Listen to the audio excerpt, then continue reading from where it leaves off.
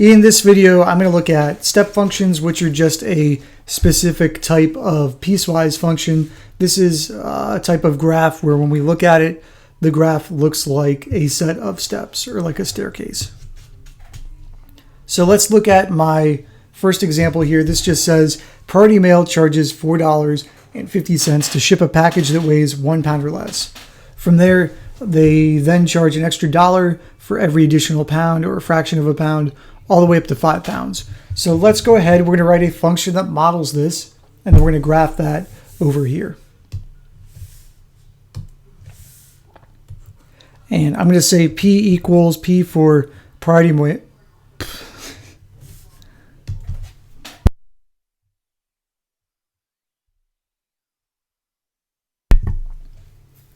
So let's go ahead and write our piecewise function. I'm going to say P for priority mail.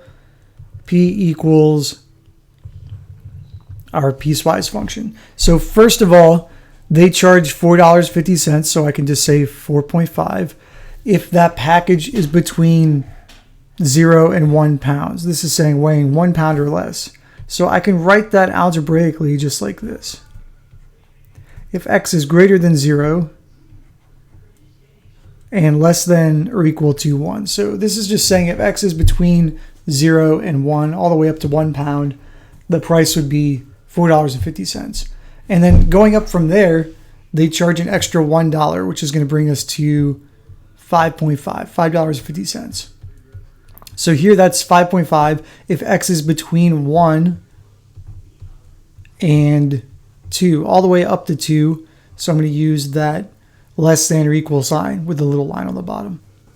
Going up another $1, so that's going to be $6.50, 6.5 if x is between 2 but less than or equal to 3. So you can probably start to tell the pattern here. We're going to go all the way up to 5 pounds to write our piecewise function. Going up next is just going another $1, 7.5, $7.50 if x is between 3 and 4.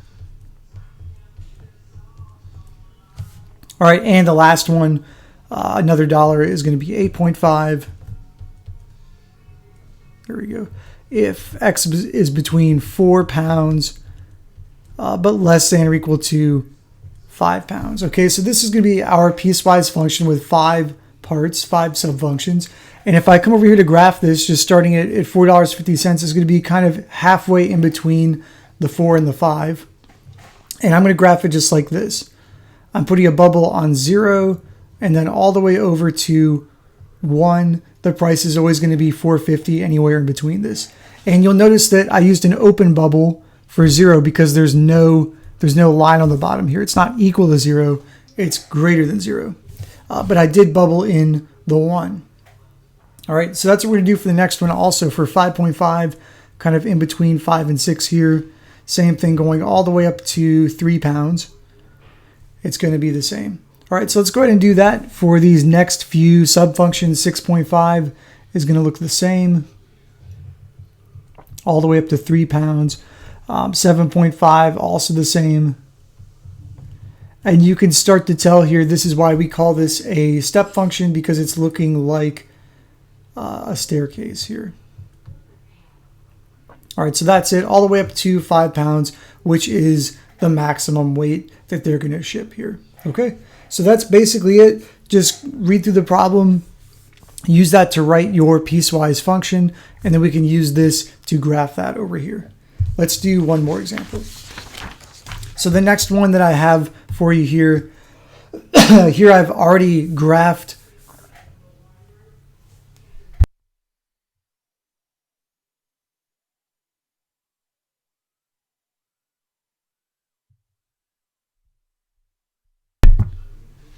So my next example, kind of working backwards here, I've given you the graph and I'm asking you some questions about the graph.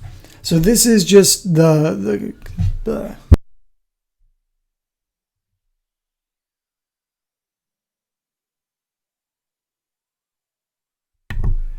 So the next example is kind of backwards of what we just did. You already have the graph and we're trying to see, can we pull this information off of what we're looking at here. So this is the graph of the costs of t-shirts. And on the y-axis, we have the price per t-shirt. On the x-axis, this is the number of t-shirts. So you might be able to tell just by looking at the graph, the price is going down. The more t-shirts that you buy in an order, the less you're going to spend per shirt. So if a school orders 40 t-shirts, how much are they going to pay? So here is 40 t-shirts right here on the x-axis. We're not actually going to the open bubble because that's not colored in. We would go to this bubble up here. So the price is going to be $15. $15 per t-shirt. Okay, so how much are they going to pay? They're ordering 40 t-shirts. They're $15 each. So 40 times 15 is $600.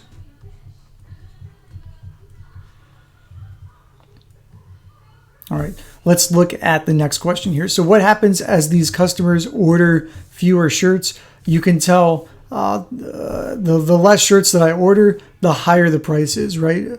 Less than 20 shirts, the price is going to be $20 each.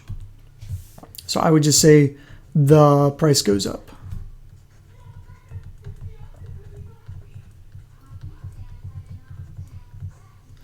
What types of orders would cost you $15 per t-shirt? So $15 is right here.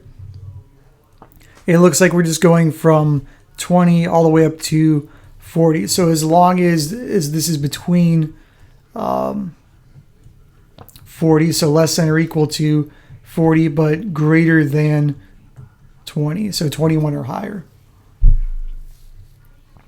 And last, what are the domain and range for the functions? So domain, if you remember, is just what are all the possible x values.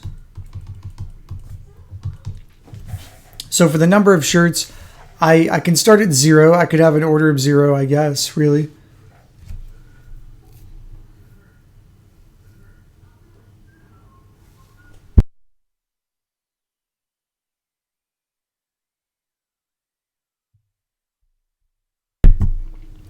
What are the domain and range for the functions? So domain is all the possible x values. You can tell that x starts here at 0, and from here we just go up, and the arrow indicates that we can order more and more. So really, x just needs to be greater than 0.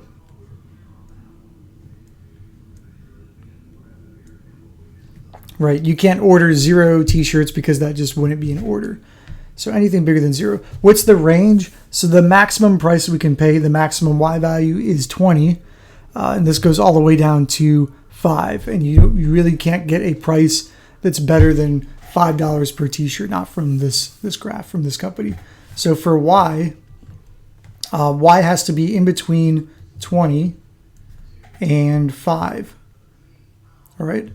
So it could be greater than or equal to 5 or less than or equal to 20. So that's basically it. Step functions, again, these look like steps. It's just a different type of piecewise function. I hope that helped you out.